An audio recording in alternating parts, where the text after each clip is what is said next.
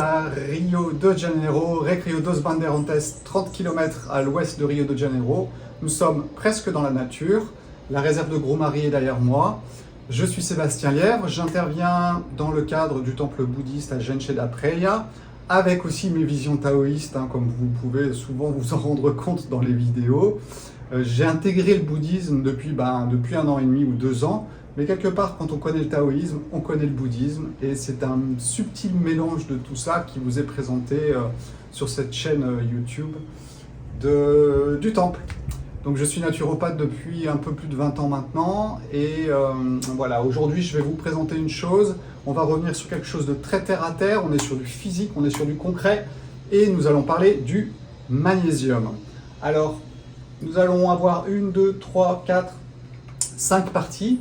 La première partie, à quoi il sert dans le corps? Où se trouve-t-il? La deuxième partie, quels sont les symptômes des carences? Le système immunitaire, le cancer aussi, les troubles du système nerveux, la fatigue. On va revenir un petit peu sur tout ça. On va revenir aussi sur les raisons.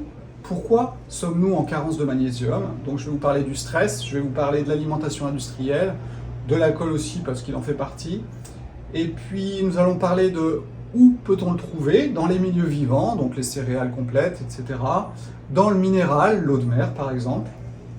Et puis nous allons voir comment nous pouvons nous supplémenter avec le magnésium par les voies cutanées, rectales, veineuses, alimentaires.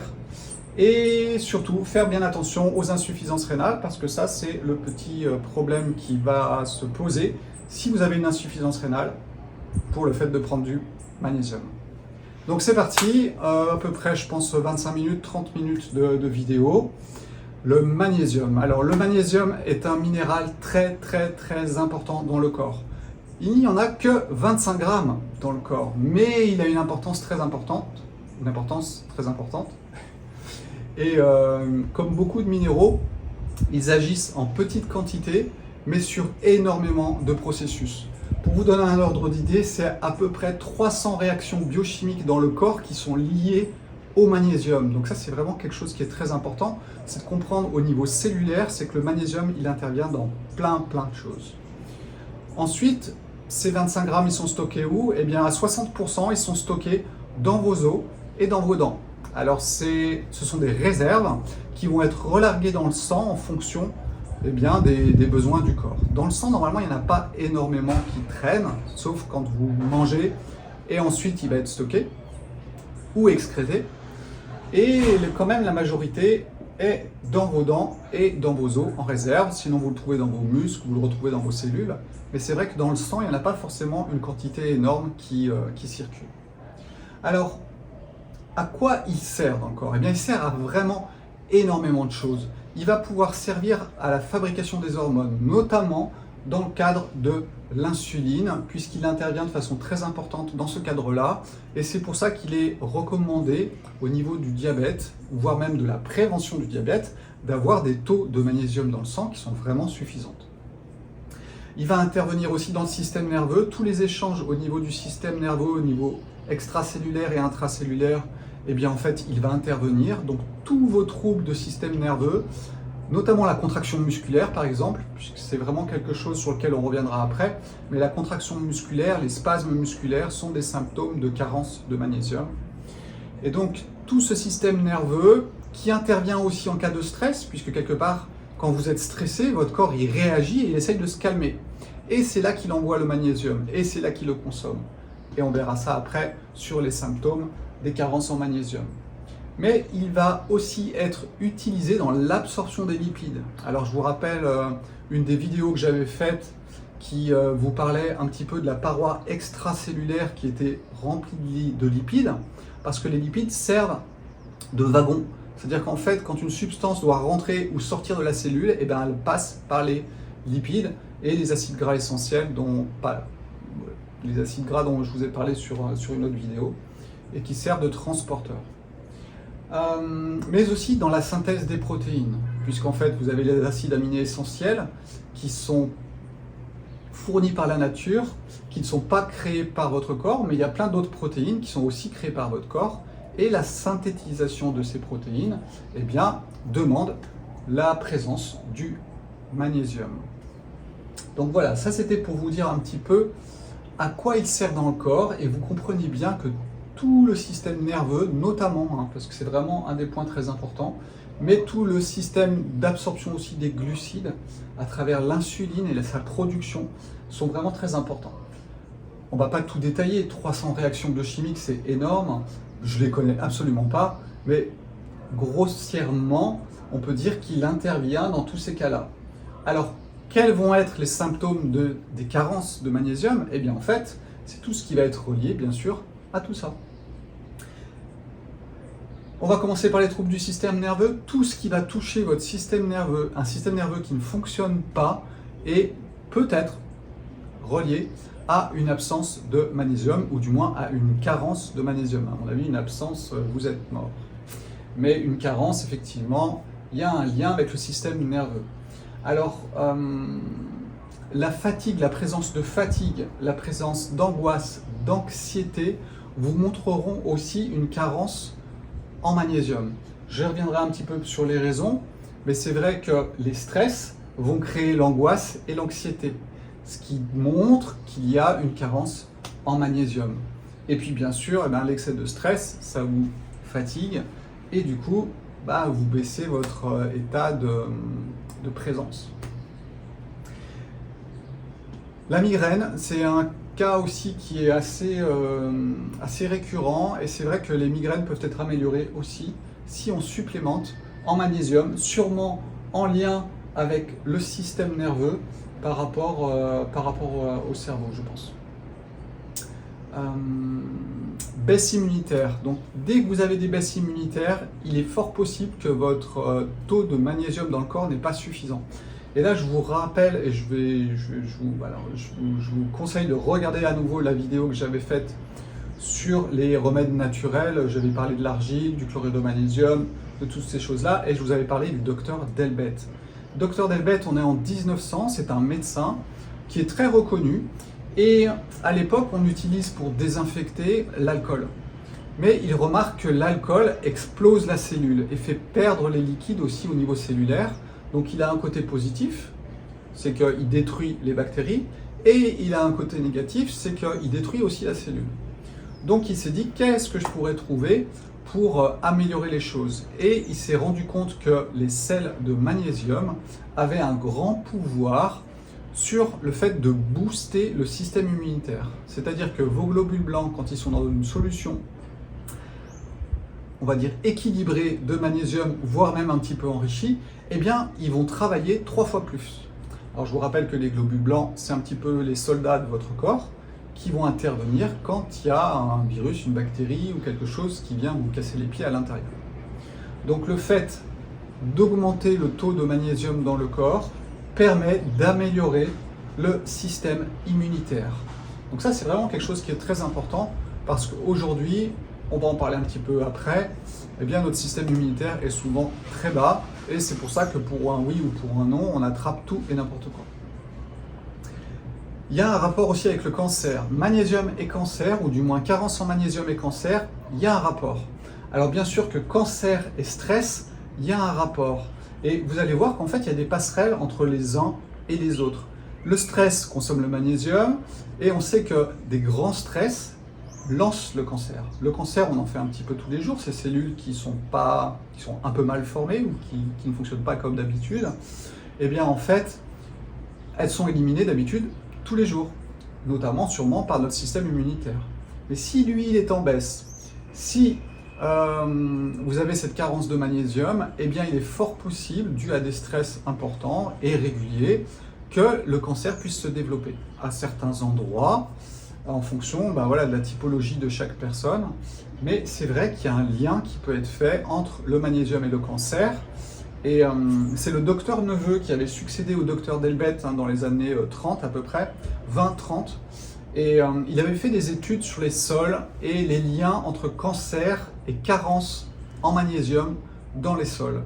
Donc comprenez bien que si vous faites votre petit jardin et puis que votre sol est carencé en magnésium, eh bien effectivement, ce que vous allez absorber ne va pas vous apporter suffisamment de magnésium et va créer un terrain favorable, peut-être par rapport au système immunitaire, sur ces cellules en fait qui se développent et qui normalement sont éliminées tranquillement. Donc voilà, ces symptômes, ils sont intéressants à observer. Vous avez tout ce qui est relié aux muscles, tout ce qui est spasmes musculaires, des paupières qui sautent, des spasmes au niveau musculaire. Vous aurez sûrement un déséquilibre en magnésium. Alors c'est peut-être pas forcément que vous n'avez pas assez de magnésium, ça peut être aussi que dans l'instant T, si c'est vraiment quelque chose qui est...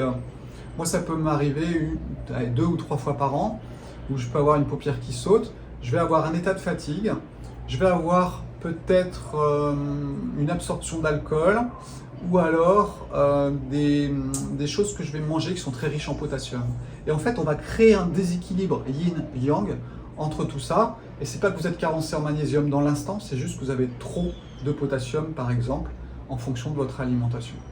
Mais ça, c'est quelque chose qui est vraiment instantané. Quand la carence existe, c'est vraiment une carence sur du long terme, et non pas juste un déséquilibre. Donc voilà les symptômes de ce manque de magnésium. Alors il y a beaucoup de symptômes qui répondent à ce genre de choses. Donc je pense qu'il est très important de surveiller ça de près. Et voilà, on parlera un petit peu comment on peut se supplémenter en magnésium. Mais je pense qu'il est important de surveiller tout ça.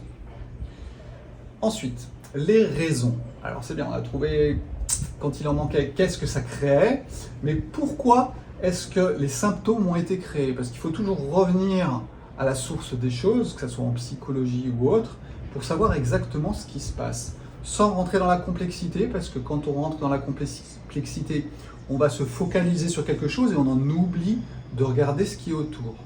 Donc regardons un petit peu les choses de façon très large et nous allons essayer de trouver les raisons de ces carences en magnésium. Alors si on regarde bien, les stress réguliers vont créer cette carence en magnésium. Pourquoi? Parce que le magnésium, il vient réguler tout votre système nerveux. Si vous êtes en stress, vous mettez sous pression le système nerveux et votre magnésium vient compenser pour calmer tout ça, rééquilibrer.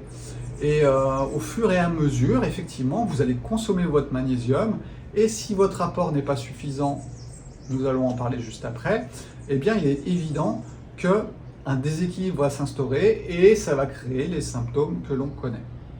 Donc ce stress régulier, il peut être physique, si vous êtes, à mon avis, sujet à des ambiances qui sont toxiques par exemple, que ce soit au niveau radiation, que ce soit au niveau substances chimiques, eh bien il y a intervention du magnésium pour essayer de compenser ces extrêmes. Et bien sûr, il va être consommé. Donc un stress régulier physique, mais aussi un stress régulier psychologique. Et tout stress psychologique agit énormément sur le système nerveux parce que ça vous demande du contrôle, généralement. Donc tout système de contrôle, c'est le magnésium qui vous l'apporte. Et voilà, quand c'est trop, on n'y arrive plus. Et on tombe dans une carence de magnésium parce qu'on en a trop demandé et parce qu'on n'en a pas assez apporté de l'autre côté. Je vous rappelle que le café, j'avais fait une petite vidéo, je vous mettrai une petite incrustation pour ça. La petite vidéo, on va laisser passer l'hélicoptère. Non, c'est bon. J'avais fait une petite vidéo sur les excitants, etc. Le café est à mon avis un gros consommateur aussi de magnésium, puisqu'il vient stimuler les glandes surrénales, qui sont les glandes qui vont sécréter l'hormone qui vous permet d'agir très vite. Vous prenez du café pour être meilleur, plus efficace. Et en fait, c'est exactement ce que fait le café, c'est qu'il vient stimuler les glandes surrénales, qui vont stimuler cette hormone qui vous permet d'agir de façon ultra claire, sauf qu'à un moment, vous épuisez votre système, et bien sûr, c'est le magnésium qui était dans la boucle, et sa carence va être liée au stress. Donc les stress psychologiques, ils sont très très importants, beaucoup plus que vous ne le pensez. Votre santé, c'est votre corps et votre tête, d'accord? Après, on peut rajouter d'autres choses, mais au moins ces deux-là. Si le côté physique est déjà bien équilibré au niveau alimentaire, au niveau de l'endroit où vous vivez, au niveau de vos rythmes de sommeil, au rythme de la vie, au rythme solaire, si votre psychisme est aussi bien normalement aligné, c'est-à-dire qu'en fait, c'est tout ce qu'on essaie de vous proposer comme information par rapport à ce qui se passe dans votre tête, et d'essayer de l'équilibrer le plus possible, et bien dans ces cas-là, tout fonctionne à peu près dans un état normal, et on n'a pas de raison d'avoir tous ces symptômes. Par contre, s'il y a le côté physique qui pêche ou le côté psychologique qui pêche, eh bien ça va déclencher tous les symptômes. En fait, un corps bien équilibré, il peut encaisser les stress extérieurs. Par contre, un corps qui est déjà en déséquilibre, eh bien, il n'arrive plus à l'encaisser. Donc c'est pas qu'il ne faut pas avoir de stress, c'est juste que la façon d'y réagir, la façon dont on s'alimente, eh bien, vont permettre de compenser ces stress. C'est encore des histoires d'équilibre. Si vous avez beaucoup de déséquilibre au niveau stress et physique, eh bien, il faut vraiment le compenser par des apports de magnésium importants par rapport à tout ça. J'espère que le son est enregistré. Voilà, j'ai vérifié que mon micro enregistrait bien parce que mon jack n'était pas vraiment bien branché sur le téléphone. Donc tout s'est bien passé, la vidéo a été enregistrée avec le son. Donc nous parlions des raisons de cette carence en magnésium. On parlait du stress physique, psychologique, et puis il y a aussi quelque chose qui est très intéressant, donc qui est relié au monde physique, c'est l'alimentation industrialisée. Alors je vais essayer de vous expliquer un petit peu tout ça, parce que c'est vrai que lors de toutes les vidéos, je ne suis pas trop allé en profondeur. On va en parler un petit peu aujourd'hui, ça tombe bien. Alors ce qu'il faut comprendre, c'est qu'aujourd'hui, nous mangeons beaucoup de choses raffinées. Je vais vous expliquer après. Alors raffiné, ça veut dire quoi? Ça veut dire tout ce qui est blanc. Le riz blanc, les pâtes blanches, ça veut dire enlever ce qui forme le grain en entier. Le grain en entier, c'est le germe, l'enveloppe et le cœur. Le cœur, ce sont les glucides, c'est l'énergie, c'est ce qui est blanc. L'enveloppe, c'est ce qui est un petit peu plus foncé, c'est ce qui contient tous les minéraux. Et le petit germe qui est là contient plein de vitamines. Quand vous mangez raffiné, vous mangez que le blanc, vous mangez que le cœur. Du coup, vous n'avez pas les minéraux et vous n'avez pas les vitamines. Or, dans l'enveloppe, notamment des céréales, des légumineuses et de tout ça, eh bien, vous allez trouver justement le magnésium. Donc, le fait de raffiner l'alimentation a permis de baisser les apports alimentaires en magnésium. Alors, permettre est un mot bien gentil, mais ça a créé le fait qu'on n'ait pas d'apport suffisant en magnésium dû à une alimentation raffinée. Ensuite, il faut bien comprendre une chose, c'est que le mode de culture a aussi une importance. Si vos terres sont pauvres, eh bien, vous pensez bien que ce qui pousse dessus ne va pas être très riche. Donc généralement, ce qu'on fait, vu que les terres sont appauvries de plus en plus, eh bien en fait, nous allons ajouter dans les terres des substances chimiques pour que la plante puisse pousser. Or, ces substances chimiques, elles ont des effets chélateurs. C'est en fait des effets de pince. Vous avez votre minéral ici, le magnésium, et puis vous avez la substance chimique qui est rajoutée dans le sol ou qui est posée sur les plantes qui va bloquer le minéral. Et ce qui va se passer, c'est que quand vous le mangez, eh bien tout simplement, votre corps ne peut pas le débloquer. C'est amusant parce que j'avais regardé une fois la revue, c'était Que choisir ou 60 millions de consommateurs, et il faisait un parallèle entre le bio et le pas bio. Et regardez les carottes bio, les carottes pas bio, et il regardait un petit peu la composition chimique. On arrivait à peu près au même résultat, bio et pas bio. Mais on en oublie une chose, c'est cet effet d'absorption par le corps qui n'est pas ou très difficilement possible quand on utilise des engrais chimiques ou bien des produits chimiques phytosanitaires. Parce qu'en fait, ça a des effets de pince et ça a beau avoir des minéraux, eh bien en fait, nous ne l'absorbons pas. Donc, le mode de culture est vraiment très très important. Le raffinage, le fait de manger des choses blanches est très très important aussi. Ce qui fait qu'aujourd'hui, dans notre alimentation de tous les jours, c'est vrai qu'on n'a pas les apports alimentaires en magnésium suffisants que l'on devrait avoir. Une chose à noter aussi, c'est que l'alcool va favoriser l'excrétion du magnésium. C'est-à-dire qu'en fait, l'alcool, il est très yin, il ouvre, et à mon avis, votre rein, il ne garde pas les choses. Donc, il a tendance à perdre les choses. Donc, on dit que la boisson alcoolisée, eh bien, augmente les pertes en magnésium. Alors, c'est très amusant parce que je suis relativement sensible à beaucoup de choses. Normalement, je suis vraiment sur des points d'équilibre. Par contre, du coup, je sens les déséquilibres. Mais le retour à l'équilibre est souvent assez rapide. Et il est vrai que quand il m'arrive de boire, si je suis dans un état de fatigue, de stress, et que je bois de l'alcool, vous êtes sûr que je vais tomber malade derrière. C'est ce qui s'est passé l'année dernière quand j'ai eu le Covid ici.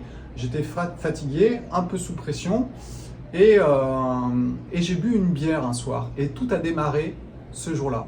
Donc c'était pas un hasard, c'était un cumul de déséquilibre et qui a créé un terrain favorable, ou du moins une baisse de mon immunité, qui a créé ensuite la maladie. Alors que j'aurais pu très bien l'avoir d'une façon différente. Mais mon état corporel était dans un état de déséquilibre et c'était normal que j'aille dans des symptômes qui étaient assez importants. Donc voilà, les raisons de cette carence, eh bien, c'est le stress régulier, physique et psychologique, donc par rapport aux pollutions, qu'elles soient électroniques, qu'elles soient psychologiques, et puis l'alimentation industrielle notamment, puisque le raffinage et les modes de culture ne créent pas des taux importants de magnésium dans les aliments, ou du moins de magnésium assimilable. Et bien sûr la boisson alcoolisée, mais là nous ne sommes pas tous à la même enseigne en fonction de votre quantité d'alcool que vous buvez. Voilà, ça c'était pour les raisons. Ensuite, où vais-je trouver le magnésium? Alors le magnésium, vous allez le trouver dans le monde vivant, ou plutôt dans le monde minéral. Alors dans le monde vivant, vous allez le trouver où? Eh bien c'est très simple. Vous allez le trouver dans tout ce qui est complet, et notamment dans les céréales et les légumineuses. Donc je vous rappelle, les légumineuses, ce sont les pois chiches, les lentilles, les haricots rouges, etc. Les céréales, vous connaissez, que ce soit du seigle, du blé, du petit épeautre, du riz, mais de façon intégrale, c'est-à-dire avec sa pellicule. Je vous invite, je ne sais plus si j'en ai parlé, si je pense que j'en ai parlé dans une vidéo aussi, où je vous parlais de l'alimentation en général, et effectivement je vous expliquais que c'était très important, ces fibres avec tous les minéraux qui sont dedans, et aussi elles vont nourrir la flore intestinale qui, à mon avis, va aider votre corps aussi à digérer les minéraux et à vous les rendre. Je pense que c'est un ensemble de choses et que ces milliards de bactéries, elles nous servent à digérer aussi beaucoup de choses. Donc nous allons le trouver aussi dans les fruits de mer, c'est-à-dire que les moules, les huîtres, tout ce qui est fruits de mer contient pas mal de magnésium. Alors pour ceux qui sont déjà en train de penser au chocolat, oui effectivement le chocolat est riche en magnésium. Après à savoir s'il est bien absorbé ou pas, ça c'est une bonne question. Mais on va dire que oui, le chocolat est aussi riche en magnésium. Quoi d'autre? Attendez, je regarde sur ma liste si j'avais noté quelques trucs. Non, je pense que j'ai fait un petit peu le tour. Voilà les sources les plus riches en magnésium que vous puissiez trouver dans les milieux vivants. Ah si, les légumes verts foncés, donc c'est-à-dire les blettes, la mâche par exemple aussi, qui est un légume relativement foncé. Et bien là aussi, vous allez trouver des quantités de magnésium qui sont assez importantes. Ensuite, nous passons dans le monde minéral. Alors je dis minéral parce que c'est moins vivant, c'est pas le végétal. Dans le monde minéral, eh bien en fait la mer contient aussi du magnésium. Alors je vous expliquais une chose, quand j'avais parlé des 5 remèdes naturels, cette vidéo, eh bien je vous expliquais que la mer contient le totum. Le totum c'est quoi? C'est tous les minéraux qui sont nécessaires aux êtres vivants. Et que même votre milieu intérieur est de l'eau de mer diluée. Donc là je vous renvoie aux études de Quinton 1900 encore, et tout ce qui en est sorti. Mais l'eau de mer est quelque chose de très intéressant, si elle n'est pas chauffée. C'est pour ça que les bains d'eau de mer et tout ce qui était thalasso, etc., pouvaient vraiment rééquilibrer le corps par phénomène d'osmose. On en parlera après, à travers la voie cutanée, tout simplement. Donc cette eau de mer, elle peut être, quelque part, un bon apport minéral aussi, juste de compensation à travers votre peau. Généralement, un surfeur est rarement malade. Il y a une raison pour cela, c'est qu'en fait, il baigne dans la mer bien souvent, il en a plein les sinus et les transferts se font au niveau du corps s'il y a carence. Puisque la mer est hyper compatible avec votre milieu intérieur. Vous avez une mer qui s'appelle la mer de Zeilstein, qui est à 2 km sous terre, qui est au nord. Alors c'est le nord de la Hollande, ça part un petit peu à l'ouest, un petit peu à l'est, je vous mettrai une petite incrustation. Et cette mer qui est en profondeur, eh bien, nous pouvons y puiser aussi du magnésium. Et c'est ce qu'on va appeler l'huile de magnésium. Alors l'huile de magnésium, c'est ça. C'est riche à 30% de magnésium. Et c'est quelque chose que vous pouvez poser, j'en parlerai après, hein, au niveau de la peau. Mais ça peut être un apport extérieur minéral. Sinon, vous avez aussi les sachets de chlorure de magnésium que vous pouvez acheter en pharmacie. Un sachet de chlorure de magnésium, c'est 20 grammes. Je vais vous expliquer après comment on peut l'utiliser. Et puis, vous avez aussi le nigari qui vient de la mer aussi et qui, lui, par contre, vient des marais salants et qui va être extrait du sel marin. Alors vous pourriez en fabriquer vous-même, vous prenez un petit pochon en tissu, vous mettez du sel gris à l'intérieur, vous l'arrosez avec un vaporisateur et ce qui coule va être du chlorure de magnésium. Le nigari est utilisé pour faire du précipiter le lait de soja, pour faire du tofu. Mais on le trouve au magasin bio, hein, vous pouvez trouver du nigari et c'est très intéressant aussi puisque c'est du magnésium, du chlorure de magnésium à 85%. Voilà, au niveau minéral. Alors, j'ai du mal à parler de l'eau, parce que vous allez me dire, oui, mais il y a les eaux qui sont riches en minéraux. Oui, je suis d'accord.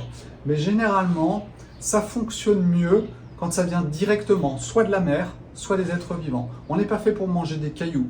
Donc, me dire que les cailloux qui sont dans l'eau de boisson vont être intégrés dans mon corps, franchement, j'y crois pas. Voilà. J'ai regardé une fois sur internet, j'ai cherché des études qui montraient, parce que c'est quelque part c'est très simple de montrer si un minéral il s'intègre dans mon corps.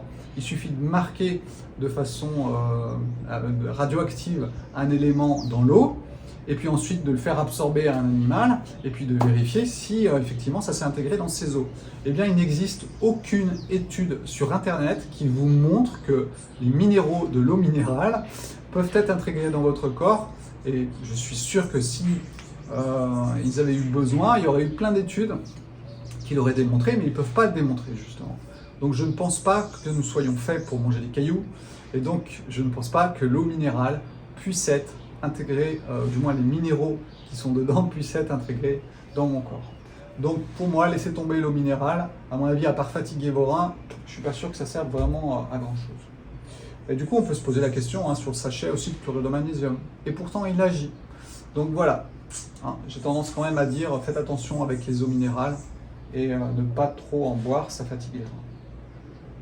Donc voilà où on peut le trouver, dans les milieux vivants ou bien dans les milieux un peu plus minéraux, mais qui restent vivants, parce que la mer, si elle n'est pas chauffée, elle a vraiment une compatibilité avec votre corps qui est extrême. On peut vous transfuser de l'eau de mer, c'est ce qui a été réalisé durant la Deuxième Guerre mondiale dans la navale.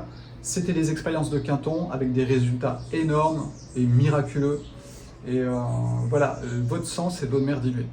Bien sûr qu'il y a d'autres substances à l'intérieur, mais au niveau minéral, on est dans un parfait équilibre. Dernier point. Alors, comment vais-je me supplémenter en magnésium? Alors, vous avez plusieurs solutions. Vous avez la solution cutanée, qui est pour moi une des meilleures solutions, même si la solution rectale est pour moi la plus radicale. Je vous rappelle qu'au niveau du rectum, tout repasse dans le sang. Pourquoi? Parce que c'est aussi une phase terminale du corps qui absorbe les minéraux. Donc du coup, il n'y a pas de protection. Tout normalement le système de protection a été fait avant. Quand ça arrive ici, on absorbe les minéraux, c'est dans le gros intestin que ça se passe. Et donc je pense qu'effectivement, l'absorption rectale, c'est la plus puissante. L'intraveineuse étant la dimension encore un petit peu au-dessus, mais quelque part, par la voie rectale, c'est vraiment le plus simple. Alors pour cela, je vous parlerai après des dilutions. Vous avez c'est des petites poches de lavement vaginal normalement. Vous pouvez faire la même chose, mais par un autre trou. Voilà, par la voie rectale, c'est possible aussi. Donc il faudra diluer ces huiles de magnésium, cette huile de magnésium, ou faire une dilution, comme je vais vous le dire après, de chlorure de magnésium en sachet ou en nigari. Mais c'est une bonne solution. Moi franchement, je pense que c'est vraiment ce qu'il y a de mieux. Ce qui est dommage, c'est que quand j'ai eu le Covid l'année dernière, j'y ai pas pensé. Parce que j'étais tellement fatigué et out que j'étais pas clair. Bon, en plus j'étais tout seul, donc personne ne pouvait vraiment me le conseiller. Et c'est vrai que j'y ai pas pensé. Et j'aurais dû. Donc la voie cutanée, c'est une autre solution. Alors cette voie cutanée, moi ce que je vous recommande, alors j'ai pas d'action dans cette entreprise, mais c'est le magnésium transcutané, c'est ce qu'on appelle l'huile de magnésium. C'est une huile de magnésium qui n'a pas été chauffée, qui n'a pas été traitée, et vous la posez sur la peau. Alors vous pouvez vous masser le ventre. Moi ce que j'aime bien faire généralement aussi, c'est quand j'y pense, parce que je suis pas toujours avec ma tête, mais c'est le poser sur le ventre, et puis je mets un petit papier film parce que pour pas que ça sèche. Voilà, et je garde ça, je bouquine, je regarde une vidéo, et je garde ça pendant un certain temps. La façon rectale, c'est la façon ultra rapide. Normalement, ça, c'est 30% de magnésium.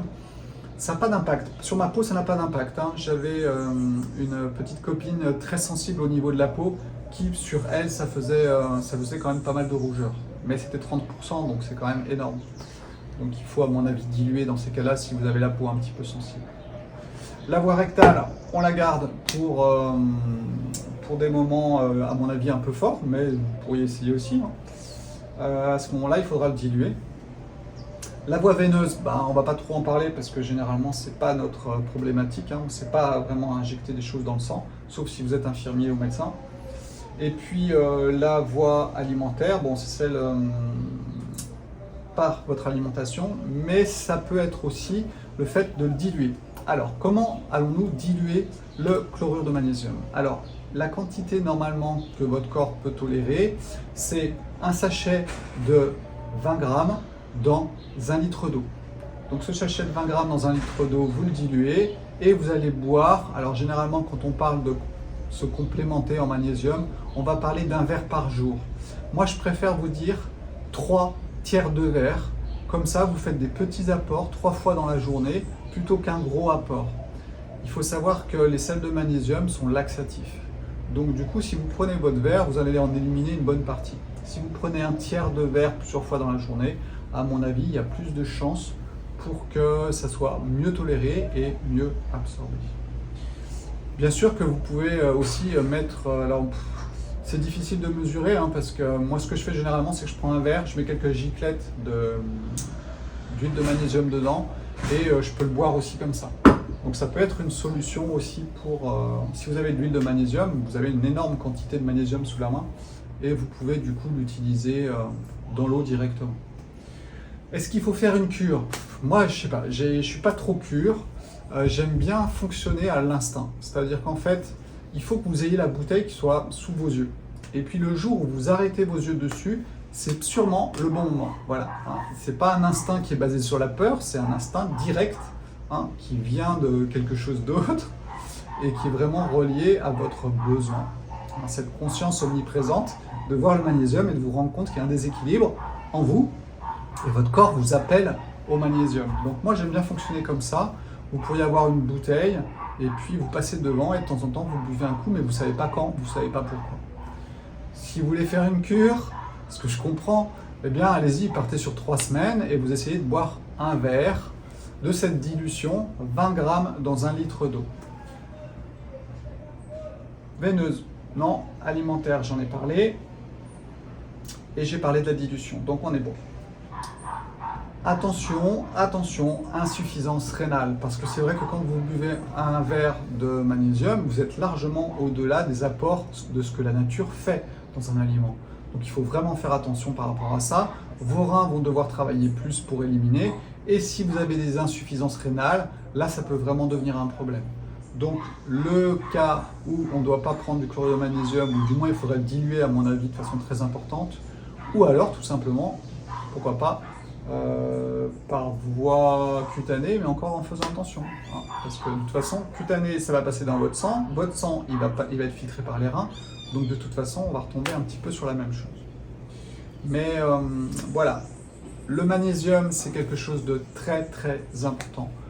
300 réactions biochimiques dans votre corps au niveau cellulaire, les hormones, l'insuline notamment, le système nerveux, la synthèse des protéines, la baisse de l'immunité, voilà, tout ça c'est un ensemble et le magnésium a un rôle très très important à l'intérieur de notre corps.